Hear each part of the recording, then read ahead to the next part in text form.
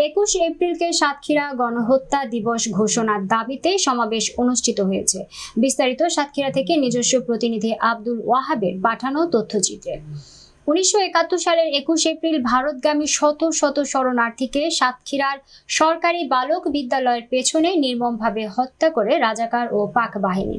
দিনটিকে সাতক্ষীরা গণহত্যা দিবস হিসেবে ঘোষণা ও বধ্যভূমি স্মৃতিস্তম্ভ নির্মাণের দাবিতে সমাবেশ ও শহীদদের প্রতি শ্রদ্ধাঞ্জলি অনুষ্ঠিত হয়েছে। রবিবার সন্ধ্যায় সাতক্ষীরার আমতলায় সরকারি বালক বিদ্যালয়ের পেছনে দীনেশ কর্মকারের বাড়ি সংলগ্ন বধ্যভূমিতে এসব কর্মসূচির আয়োজন করে বধ্যভূমি স্মৃতি সংরক্ষণ কমিটি। এতে প্রধান অতিথি হিসেবে উপস্থিত ছিলেন সদর আসনের সংসদ সদস্য আশরাফুজ্জামান আশু।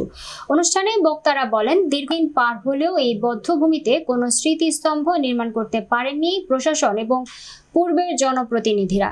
বর্তমানে এখানে কিছু জায়গা ভূমিদস্যুরা দখল করে নিয়েছে। এসব সমস্যার সমাধান করে দ্রুত শহীদদের স্মরণে স্মৃতিস্তম্ভ নির্মাণ করতে হবে। অনুষ্ঠানে আরো বক্তব্য রাখেন জেলা আওয়ামী লীগের সহ সভাপতি অধ্যক্ষ আবু আহমেদ, বীর মুক্তিযোদ্ধা সুভাষ সরকার, সাংবাদিক রঘুনাথ খাঁ প্রমুখ।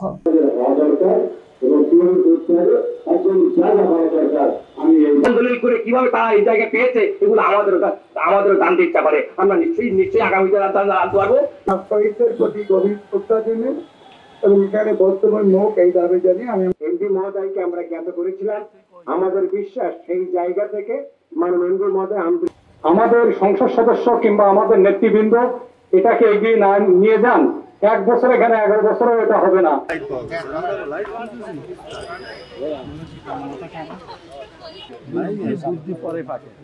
I don't know.